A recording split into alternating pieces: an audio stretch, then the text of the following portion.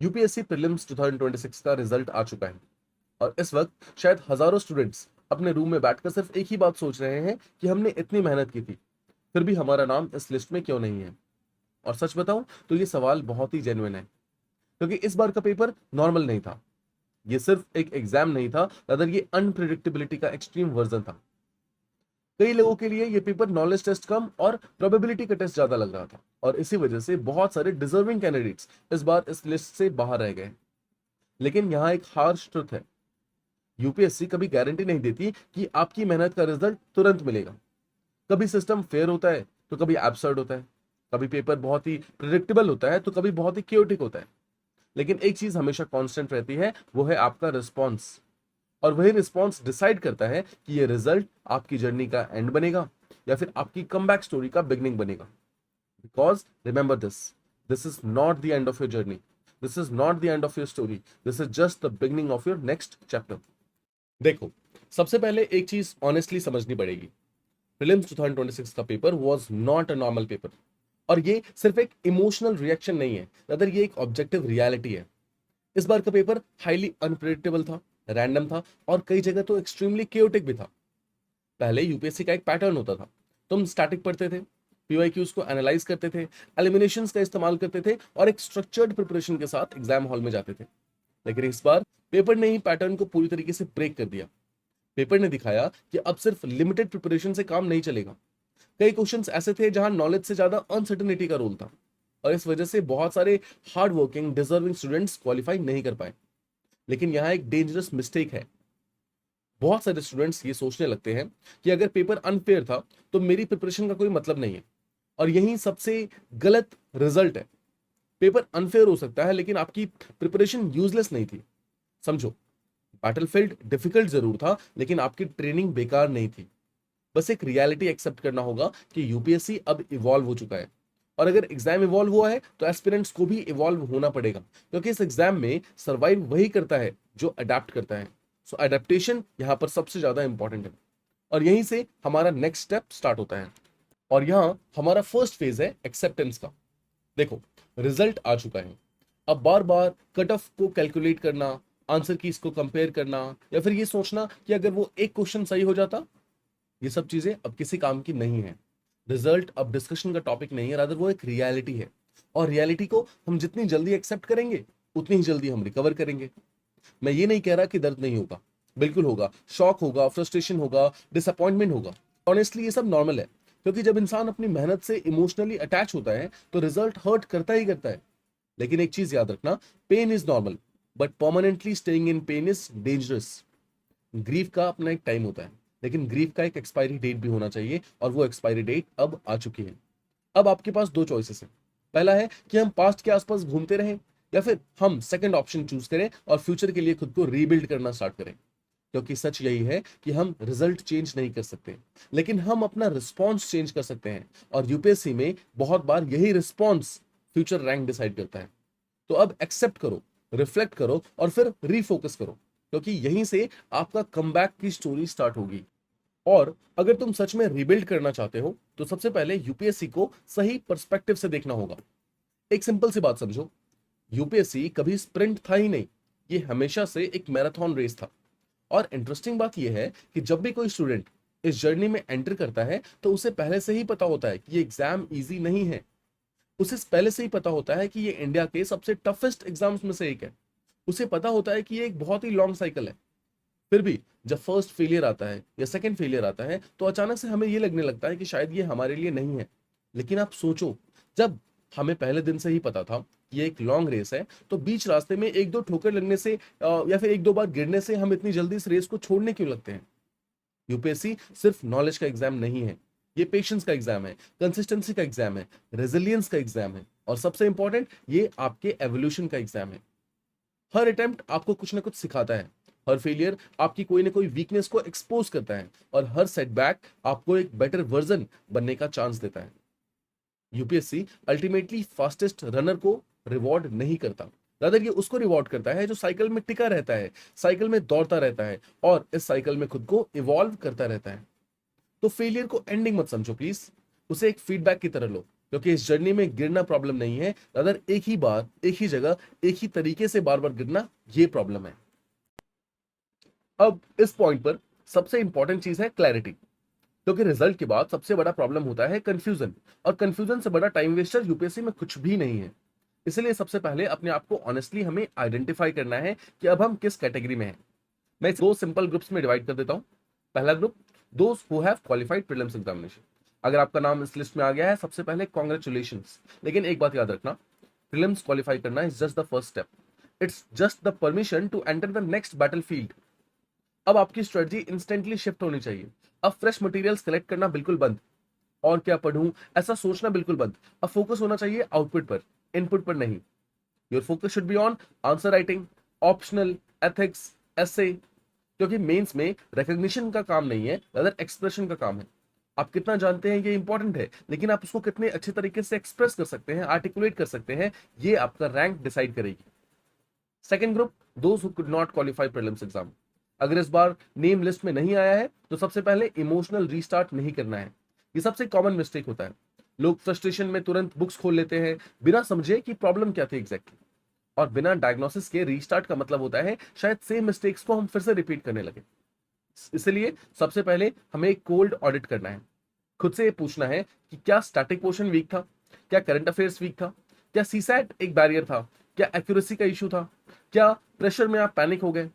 क्योंकि जब तक आप एग्जैक्ट ब्रेकडाउन को आइडेंटिफाई नहीं करेंगे, तब तक इंप्रूवमेंट बहुत ही रैंडम होगा। और ध्यान रखना, UPSC rewards precision and not random efforts. तो सबसे पहला काम बहुत सिंपल है, अपनी कैटेगरी को आइडेंटिफाई करना है और फिर उसके अकॉर्डिंग हमें मूव करना है। नाउ यहां पर बात करते हैं उन बच्चों से जो इस बार प्रीलिम्स क्वालिफाई नहीं कर पाए। आपके माइंड में सबसे इंपॉर्टेंट क्वेश्चन ये चल रहा होगा कि क्या मुझे यूपीएससी की प्रिपरेशन कंटिन्यू करनी चाहिए या फिर उसको यहीं स्टॉप कर देना चाहिए। ध्यान रखना, इस क्वेश्चन का आंसर कभी इमोशनल बेस्ड डिसीजन नहीं हो सकता। ये आपका डिसीजन हमेशा स्ट्रेटजी के साथ ही आना चाहिए। यहां पर सिंपली समझिए, अगर ये आपका फर्स्ट या सेकंड अटेम्प्ट था, तो एक बात आपको समझना होगा कि यूपीएससी एग्जाम में एक या दो अटेम्प्ट्स देने जरूरी हैं।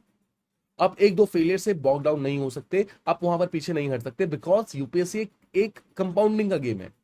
नॉलेज कंपाउंड होता है, आपकी अंडरस्टैंडिंग कंपाउंड होती है, आपका जो एग्जाम टेम्परामेंट है वो भी कंपाउंड होता है। और ध्यान रखना, अक्सर बच्चों का जो सीरियस सिलेक्शन होता है वो सेकंड, थर्ड या फोर्थ अटेम्प्ट में आता है। तो अगर आपकी फाउंडेशन स्ट्रांग है, आपने स्टैटिक पोर्शंस को पढ़ा हुआ है, आपने ऑप्शनल्स का कुछ सिलेबस कंप्लीट कर लिया है, और अगर आपकी कंसेप्चुअल क्लैरिटी है, then do not quit because of one bad year. एक सिंगल क्रिटिक पेपर जो 2026 का था, आपकी एंटायर जर्नी को डिफाइन नहीं कर सकता। ठीक है, लेकिन ऑन द अदर हैंड, अगर आपके 3 या उससे ज्यादा अटेम्प्ट हो चुके हैं, तो ब्लाइंडली यूपीएससी को फॉलो मत कीजिए। इसका यह मतलब नहीं है कि हमें यूपीएससी को छोड़ देना है, अदर इसका मतलब है कि हमें प्लान बी को बिल्ड करना है। और यहां पे डिफरेंस समझना बहुत इंपॉर्टेंट है। प्लान बी हमारे लिए एक क्विटिंग नहीं है, हम यूपीएससी को क्विट नहीं कर रहे हैं, छोड़ नहीं रहे हैं, अदर हम प्लान बी के थ्रू एक कुशन क्रिएट कर रहे हैं। हम अपने फाइनेंशियल फियर को रिड्यूस कर सकते हैं, हम अपने मेंटल प्रेशर को रिड्यूस कर सकते हैं। और ध्यान रखना, जब फियर कम होता है ना, जब आपकी जो प्रिपरेशन है वो ऑटोमेटिकली बेटर हो जाती है। तो आप यहां पर क्या कर सकते हैं, कोई भी ऐसा एम्प्लॉयबल स्किल आप ढूंढ सकते हैं जिसमें आप अराउंड एक हफ्ते में 15 से 20 घंटे आप अपना इन्वेस्ट करें, जिसके थ्रू आपको कुछ फाइनेंशियल रिटर्न्स मिलने स्टार्ट हो जाए। फॉर एग्जाम्पल, आप teaching, content creation, writing, digital marketing, analytics, कोई भी ऐसी चीज आप कर सकते हैं। और इस चीज के लिए अगर किसी को हेल्प चाहिए, they can contact us directly. आप आईएएस कॉरिडोर में डायरेक्टली हमें कॉन्टेक्ट कीजिए, विल हेल्प यू आउट। ठीक है, सो यहां पर गोल बहुत ही सिंपल है कि अपने फ्यूचर को हमें एक सिंगल पॉइंट डिपेंडेंसी से बाहर निकालना है। और लाइफ के सारे एग्स को हम एक ही बास्केट में नहीं डाल सकते, बिकॉज उससे क्या होगा, हमारी एंग्जाइटी काफी बढ़ जाएगी। और ध्यान रखना, जो एंग्जाइटी होती है वो हमारी क्लैरिटी को डिस्ट्रॉय कर देती है। तो एक छोटा सा रूल याद रखो, अगर आपके अटेम्प्ट्स कम हुए हैं अभी, तो आप अपने आप को कंपाउंड करते रहो। अगर अटेम्प्ट्स आपके ज्यादा हो गए हैं, तो आप तैयारी करते रहो, लेकिन एक बैकअप बिल्ड करना जरूरी है। दोनों केसेस में आपकी प्रिपरेशन एंड नहीं हो रही है, सिर्फ इस पर्टिकुलर प्रिपरेशन का जो स्ट्रक्चर है, हम उसको थोड़ा रिफाइन कर रहे हैं, थोड़ा चेंज कर रहे हैं, दैट्स इट। अब देखिए, हम बात कर रहे हैं अपनी प्रिपरेशन को एक एज देने का। तो यहां पर एक बहुत ही इंपॉर्टेंट क्वेश्चन माइंड में आना चाहिए कि इस साल का पेपर अगर बहुत ही रैंडम था, तब भी कुछ लोग 100+ मार्क्स कैसे ला पा रहे हैं। क्या वो लकी थे? हो सकता है partially they might be lucky, लेकिन सिर्फ लक से क्या 100+ मार्क्स आ सकते हैं? The answer is no.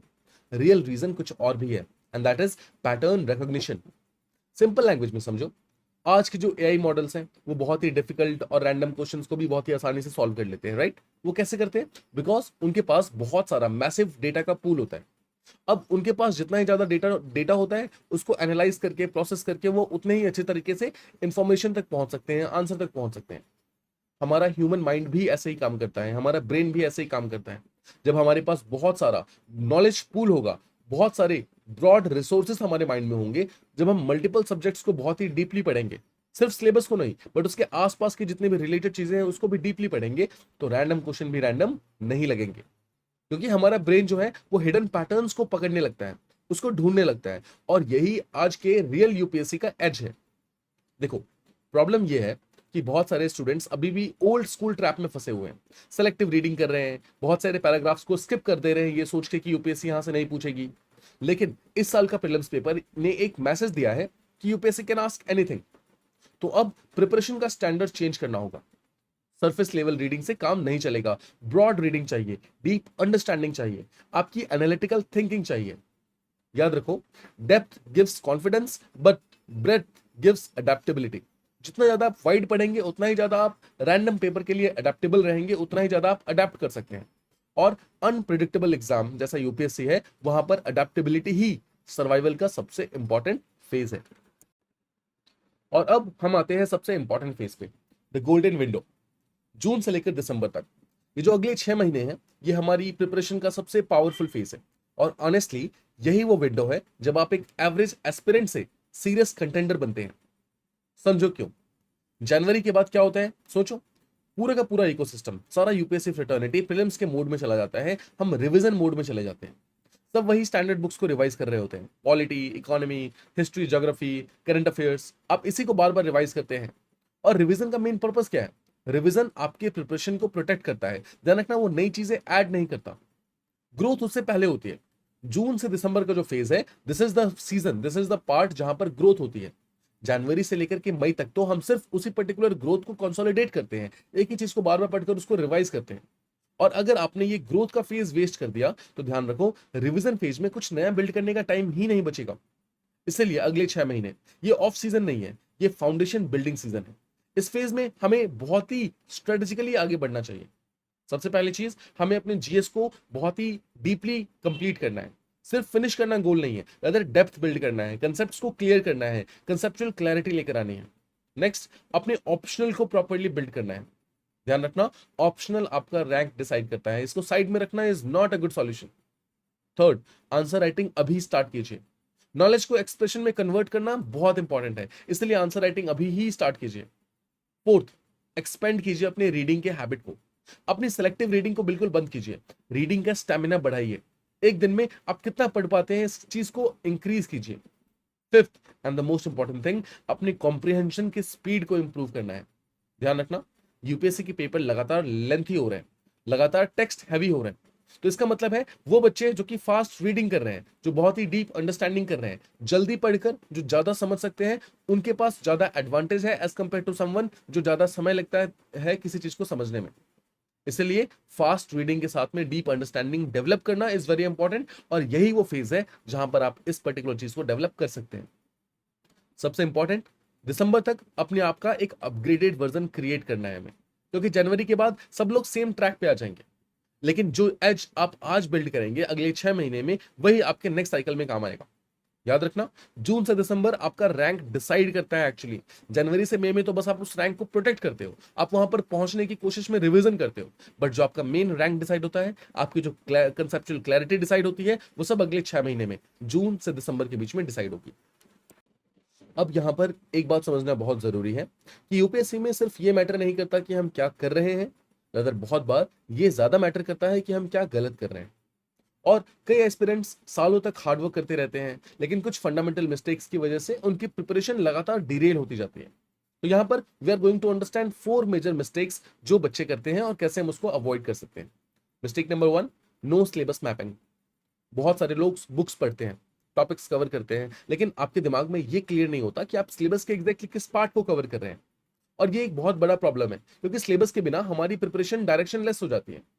Syllabus आपका कंपास है। देखो, सिलेबस के बिना पढ़ना इसका मतलब है कि जंगल में बिना मैप के चलना।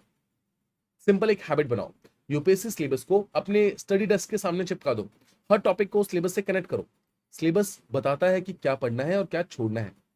Second, mistake number 2, PYQ without analysis. देखो, पीवाईक्यू को सिर्फ सॉल्व करना इनफ नहीं है। बहुत लोग बस आंसर देख के आगे बढ़ जाते हैं, लेकिन असली गोल्ड कहां है? पैटर्न एनालिसिस में। यूपीएससी कैसे लैंग्वेज फ्रेम कर रही है, कौन से थीम्स रिपीट हो रहे हैं, किस डेप्थ तक आपको एक थीम पढ़ना है, ये सब चीजें आपको पीवाईक्यू से ही समझ आती हैं। पीवाईक्यूज क्वेश्चन बैंक नहीं है, ध्यान रखना, they are trend maps. PYQs बताते हैं कितना पढ़ना है, कहां से पढ़ना है और किस डेप्थ में जाकर के पढ़ना है। Mistake number 3, too many resources. ये सबसे कॉमन ट्रैप है। हर वीक हम नया सोर्स उठा लेते हैं, नई किताब, नया कोर्स, नया पीडीएफ, और एंड रिजल्ट क्या है? हमारे पास इंफॉर्मेशन बहुत ज्यादा होता है लेकिन रिटेंशन बहुत ही कम हो जाता है। ध्यान रखना, यूपीएससी में सक्सेस इंफॉर्मेशन कलेक्ट करने से नहीं आती, रादर रिटेंशन और रिकॉल से आती है। तो रूल यहां बहुत ही सिंपल है, one subject one source. Depth में जाओ, रिपीट करो, मास्टर करो। रिटेंशन बीट्स एक्यूमुलेशन, ध्यान रखना इस चीज को। फोर्थ मिस्टेक, ऑप्शनल को नेग्लेक्ट करना। बहुत सारे लोग ऑप्शनल को डिले कर देते हैं कि बाद में करेंगे, लेकिन ये बहुत ही डेंजरस ट्रेंड है। ध्यान रखना, ऑप्शनल आपका रैंक डिसाइड करता है, और जो ऑप्शनल है उसमें आपका जो पीवाईक्यू पैटर्न है वो और भी स्ट्रांगली रिपीट होता है। थीम्स बार बार रिपीट होते हैं, सिर्फ वर्डिंग चेंज हो जाती है। इसलिए ऑप्शनल को एक साइड प्रोजेक्ट की तरह ट्रीट नहीं करना है, रादर उसको एक मेन बैटलफील्ड की तरह समझना है। ऑप्शनल आपका रैंक डिसाइड करेगी, और पीवाईक्यू रिकॉग्निशन वो आपको डे 1 से करते रहना है, ऑप्शनल के अंदर भी और जीएस के अंदर भी। तो याद रखो, यूपीएससी में प्रोग्रेस सिर्फ चीजें करने से नहीं होती, अगर कभी कभी कुछ गलत चीजें बंद करने से भी आपको प्रोग्रेस मिलती है। अब यहां पे एक हार्श रियलिटी समझो, 2027 की कंपटीशन अभी से स्टार्ट हो चुकी है। बहुत लोग सोचते हैं कि रिजल्ट के बाद थोड़ा सा ब्रेक ले लेंगे, थोड़ा रिलैक्स करेंगे और फिर बाद में देख लेंगे, लेकिन यूपीएससी में ये बाद में देख लेने वाला फेज बहुत ही डेंजरस होता है, क्योंकि ये फेज डायरेक्टली आपको दिसंबर में ले जाएगा। आपको पता भी नहीं चलेगा कब आप जून से दिसंबर में शिफ्ट हो जाएंगे, and time will be very less for the next prelims exam. Reality देखो, इस साल अराउंड 13,000 एस्पिरेंट्स मेंस लिखने वाले हैं। फाइनल रैंक कितने लोगों को मिलेगी? अराउंड 1,000 लोगों को। इसका मतलब क्या है? Around 12,000 serious aspirants next cycle में फिर से वापस आने वाले हैं, और वो वैसे ही वापस नहीं आएंगे जैसे इस साल थे। वो बैटल टेस्टेड होंगे, उन्होंने मेंस लिखा होगा, उनका आंसर राइटिंग बेटर होगा, इंप्रूव्ड होगा, उनका ऑप्शनल पहले से ज्यादा शार्प होगा, उनका एसे ज्यादा स्ट्रांग होगा। इसका मतलब है कि नेक्स्ट साइकिल में आपका कंपटीशन फ्रेशर से नहीं है, अगर आपका कंपटीशन ट्रेंड वॉरियर से है। तो अगर इस साल आप इस फेज में अभी भी खड़े हैं तो आप टाइम वेस्ट कर रहे हैं। आप अपने गैप को और ज्यादा बढ़ाइए मत। याद रखिए, अगर आप स्टिल हैं, if you stay still, competition won't. UPSC में स्टैटिक रहना भी बैकवर्ड मूवमेंट शो करता है, क्योंकि बाकी सब बच्चे इवॉल्व कर रहे हैं, यूपीएससी खुद इवॉल्व कर रहा है। तो अब क्वेश्चन ये नहीं है कि हम कितना पीछे हैं, क्वेश्चन ये है कि आज से हम कितना एग्रेसिवली कैचअप करने की कोशिश कर रहे हैं। और ध्यान रखना, इस कंपटीशन को बीट करने के लिए सिर्फ मोटिवेशन इनफ नहीं होता। यूपीएससी प्रिपरेशन का सबसे बड़ा मिथ क्या है? मोटिवेशन काफी है? नहीं, मोटिवेशन सिर्फ आपको इग्निशन देता है, आपको शुरुआत दिला सकता है, लेकिन आपको एक प्रॉपर स्ट्रक्चर चाहिए। वही स्ट्रक्चर आपको आगे जाकर के मोमेंटम देता है। और ध्यान रखना, लॉन्ग टर्म एग्जाम में, जैसे यूपीएससी है, एक बहुत लंबा एग्जाम है, इसमें मोमेंटम जो है वो मोटिवेशन से कहीं ज्यादा पावरफुल होता है। सेल्फ स्टडी बहुत पावरफुल है, इसमें कोई डाउट नहीं है, लेकिन प्रॉब्लम क्या है? प्रॉब्लम यह है कि सेल्फ स्टडी हमेशा एफिशिएंट नहीं होती, ये बहुत ही इनएफिशिएंट होती है। कभी आपके पास मोमेंटम होता है, कभी बहुत बड़ा ब्रेक आ जाता है, कभी आप 5 दिन लगातार पढ़ते हैं, फिर आप 10 दिन का गैप ले लेते हैं, और यही इनकंसिस्टेंसी बहुत डेंजरस होती है, स्पेशली इस ऑफ सीजन में, जब आपके पास कोई इमीडिएट डेडलाइन नहीं है। और जब डेडलाइन विजिबल नहीं होती तो डिसिप्लिन बहुत ही वीक हो जाता है। इसलिए स्ट्रक्चर मैटर करता है, क्लासेस मैटर करती हैं, प्रॉपर टेस्ट मैटर करते हैं, एक मेंटोरशिप मैटर करता है, आपके प्रॉपर रिव्यूइंग साइकिल्स मैटर करते हैं। ये सब सिलेक्शन गारंटी नहीं करते, लेकिन ये आपकी जर्नी को एफिशिएंट बना देते हैं। और ध्यान रखना, यूपीएससी में एफिशिएंसी बहुत बड़ा बड़ा एज क्रिएट करती है। तो याद रखो, यूपीएससी में डिसिप्लिन कंपाउंड होता है, discipline compounds faster than motivation. So finally, अगर इस साल आपका प्रीलिम्स क्वालिफाई हो गया है, then write as many answers as you can. Answer writing is the core. अगर इस बार आपका प्रीलिम्स क्वालिफाई नहीं हो पाया है तो ऑडिट कीजिए, आइडेंटिफाई कीजिए प्रॉब्लम क्या है, वीकनेसेस कहां कहां पर है, उस वीकनेसेस पे काम करना है हमें। अगर आप कंफ्यूज्ड हैं, then reach us out, will help you out to understand exactly what to do and how to do. लेकिन एक चीज नहीं करनी है, वो है फ्रीज होना, क्योंकि ध्यान रखना, यूपीएससी में इमोशंस का कोई एंगल नहीं है। यूपीएससी इमोशंस को रिवॉर्ड नहीं करती, रादर यूपीएससी एवोल्यूशन को रिवॉर्ड करती है। और शायद ये रिजल्ट जो है वो आपकी स्टोरी का एंड नहीं है, रादर आपके सबसे स्ट्रॉन्गेस्ट वर्जन का एक बिगनिंग हो सकता है। सो उसको उसी तरीके से लेना है। सो यहाँ पे याद रखना, यूपीएससी सिर्फ तुम्हारा सिलेबस टेस्ट नहीं करता, ये आपका पेशेंस, आपके कैरेक्टर, आपकी रेजिलियंस को टेस्ट करता है। और बहुत बार सिलेक्शन उनको नहीं मिलता जो सबसे इंटेलिजेंट होते हैं, ज्यादा सिलेक्शन उनको मिलता है जो सबसे ज्यादा रेजिलियंट होते हैं, जो इस एग्जाम के साइकिल में टिके रहते हैं। तो अगर इस बार रिजल्ट अगेंस्ट में आया है तो खुद को खत्म मत समझना, खुद को अनफिनिश्ड मत समझना, बिकॉज अनफिनिश्ड लोग ही सबसे ज्यादा डेंजरस कम बैक करते हैं। See you on the battle fields.